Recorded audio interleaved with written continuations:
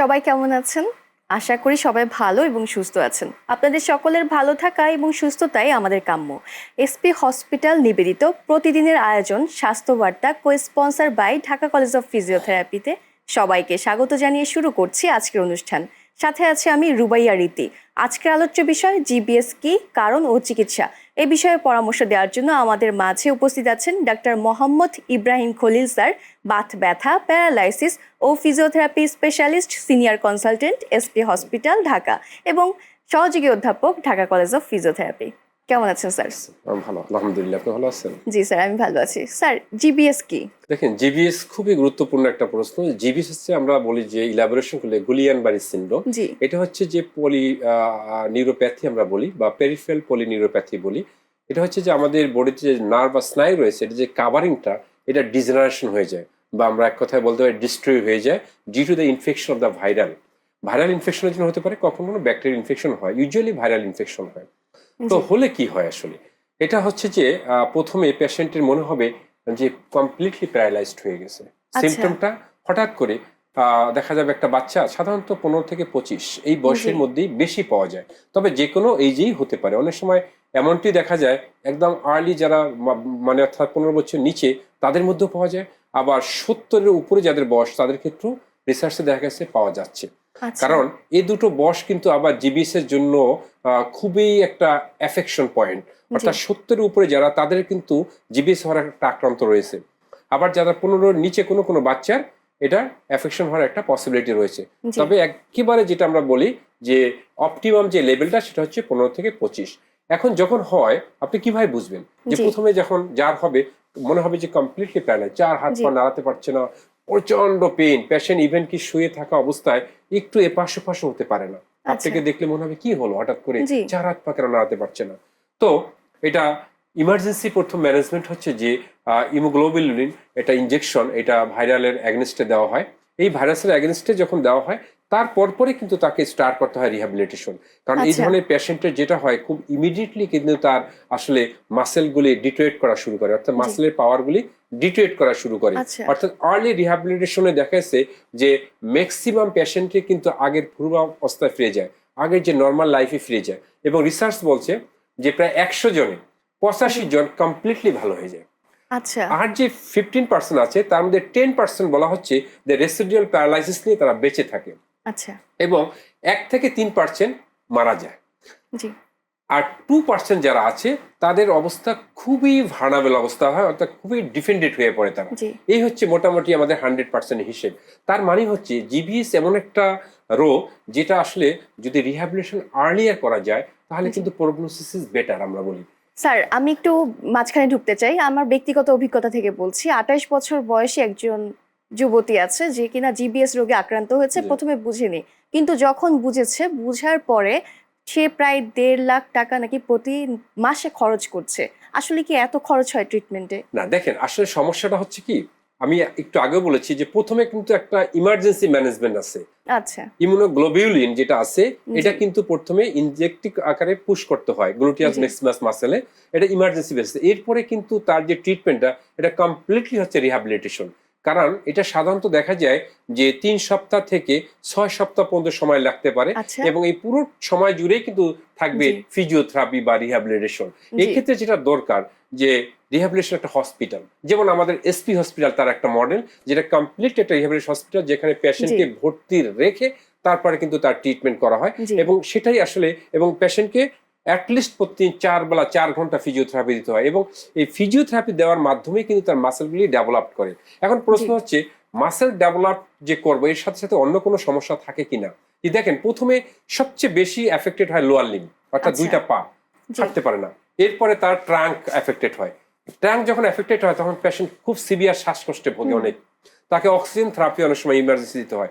এরপর 2 হাত কিন্তু এফেক্টেড হয়ে যায়। তো ফিজিওথেরাপি যদি এর আর্লিয়ার দেওয়া যেতে পারে, এরপরে যে রিহ্যাবিলিটেশন তাকে নেওয়া হয় এই প্রোটোকল অনুযায়ী, ফিজিওথেরাপি গাইডলাইন বা প্রোটোকল, সেক্ষেত্রে পেশেন্টকে দেখা যায় যে গ্রাজুয়ালি তার প্রোগ্রেসিভ এক্সারসাইজের মাধ্যমে তার ডেভেলপ হতে থাকে, এবং একটা নির্দিষ্ট সময় পরে, যেটা বলছিলাম যে 6 সপ্তাহের মধ্যে অবভিয়াসলি 85% যে পেশেন্ট, তারা কিন্তু আগের পূর্বাবস্থা অর্থাৎ নর্মাল অবস্থায় ফিরে যায়। আর যদি ডিলে হয় তাদের ক্ষেত্রে কোনো কোনো ক্ষেত্রে হয়তোবা কিছু রেসিডুয়াল প্যারালাইসিস নিয়ে তারা বেঁচে থাকে। তবে কথা হচ্ছে যে পেশেন্টের যে অবস্থায় থাকুক না কেন, একমাত্র ট্রিটমেন্ট হচ্ছে রিহ্যাবিলিটেশন বা ফিজিওথেরাপি, যেটা আচ্ছা। আসলে আমাদের এসপি হসপিটালে সরাসরি একজন বিশেষজ্ঞ ফিজিওথেরাপিস্টের তত্ত্বাবধানে এক্সপার্ট টিমের মাধ্যমে থেরাপি দেওয়া হয়। জি। কারণ ইটস এ রিহ্যাবিলিটেশন হলিস্টিক অ্যাপ্রোচের মাধ্যমে করতে হবে। কারণ এই ধরনের পেশেন্টে ধরেন অনেক সময় শ্বাসকষ্ট যদি হয় বা চেস্টে প্রবলেম হয়, অবশ্যই একজন চেস্ট স্পেশালিস্ট লাগবে। জি। যদি তার কার্ডিয়াক কোনো এরকম দেখা যায় যে কার্ডিয়াক একটা অ্যারেস্ট হওয়ার পসিবিলিটি থাকে বা অ্যাটাক, অবশ্যই সেখানে একটা কার্ডিওলজিস্ট লাগবে। এবং যদি ফিজিওথেরাপির ওখানে কোনো পার্ট থেকে থাকে সেই ক্ষেত্রে তাকে চেস্ট ফিজিওথেরাপি দিতে হবে। এই যে আচ্ছা। কম্বিনেশন অফ ট্রিটমেন্ট বা আমাদের রিহ্যাবিলিটেশন নার্স লাগবে, যেটা আমাদের মডেল হসপিটাল হিসাবে বাংলাদেশে এসপি হসপিটাল যেমনটি রয়েছে। তবে রোগীদের জন্য আমি জি। সবসময় একটা বার্তা দিতে চাই, সবসময় যদি আপনাদের এমনটি হয়ে থাকে বা চারপাশে কেউ হয়ে থাকে, আপনারা অবশ্যই প্রথমে বেছে নেবেন একটা রিহ্যাবিলিটেশন হসপিটাল। এবং রিহ্যাবিলিটেশন হসপিটালে কিন্তু পেশেন্টের প্রত্যেকটা জিনিস দেখে দেখে প্রথম থেকে যদি ট্রিটমেন্ট করে, অর্থাৎ তার প্রগনোসিসটা কিন্তু তখন সেই ক্ষেত্রে অনেক বেটার হবে। যতই ডিলে হবে মাসেলগুলি দুর্বল হবে, প্যারালাইজড হবে এবং তার কিন্তু অনেক কষ্ট হবে। এবং রেসপিরেটরি মাসেলগুলি দুর্বল হয়ে যায়, আমরা বলি ইন্টেন্সিভ এক্সটেন্সিভ মাসেল, যেটা আমাদের শ্বাস প্রশ্বাসে সাহায্য করে, এটা অ্যাফেক্টেড করলে তখন কিন্তু পেশেন্টের যে প্রগনোসিসটা সেটা আস্তে আস্তে কিন্তু একটু ডিটোয়েট করে।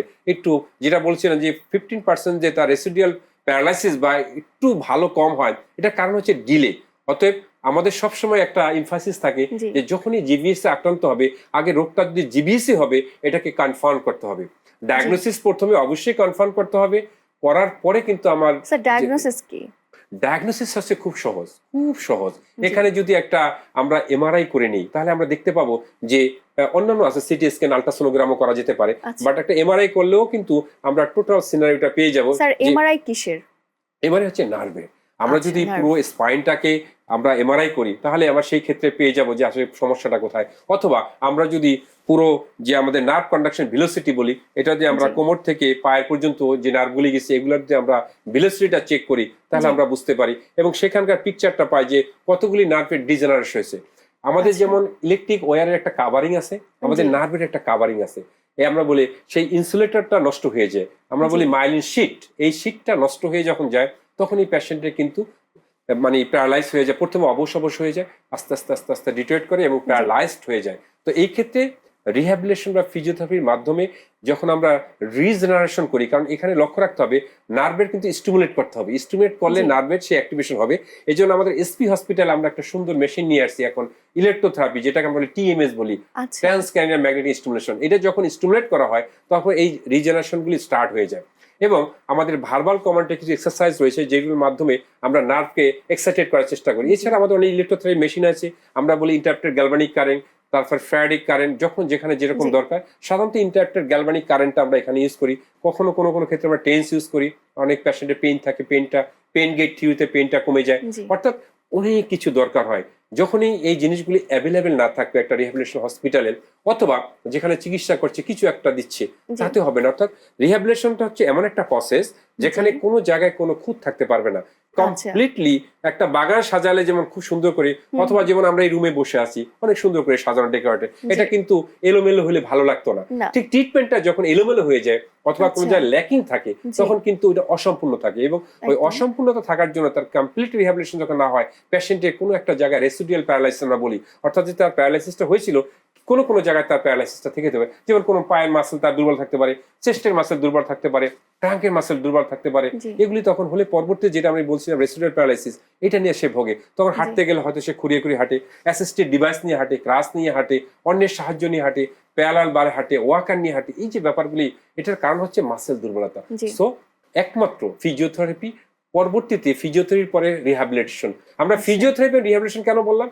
প্রথম কিন্তু ইমার্জেন্সি যে ম্যানেজমেন্টটা আমরা 3 সপ্তাহ পর্যন্ত ফিজিওথেরাপি দেওয়ার পরে তার কিছু আবার লং টাইম গোল সেট করতে হয়। জি। শর্ট টাইম গোলে ফিজিওথেরাপি, লং টাইম গোলে আমরা রিহ্যাবিলিটেশন করে তাকে কমপ্লিটলি কিউর করে থাকি। জি। কথা বলতে বলতে আমরা শেষ পর্যায়ে চলে এসেছি। স্যার আপনাকে অসংখ্য ধন্যবাদ এত ব্যস্ততার মাঝেও আমাদেরকে সময় দেওয়ার জি, জন্য। আপনাকে ধন্যবাদ, এবং ধন্যবাদ দর্শকরা যারা শুনছিলেন। দর্শক, আজ এখানেই বিদায় নিচ্ছি। আপনারা এতক্ষণ দেখছিলেন প্রতিদিনের আয়োজন এসপি হসপিটাল নিবেদিত স্বাস্থ্য বার্তা, co sponsor by Dhaka college of physiotherapy. সবাই ভালো থাকুন, সুস্থ থাকুন। আল্লাহ হাফেজ।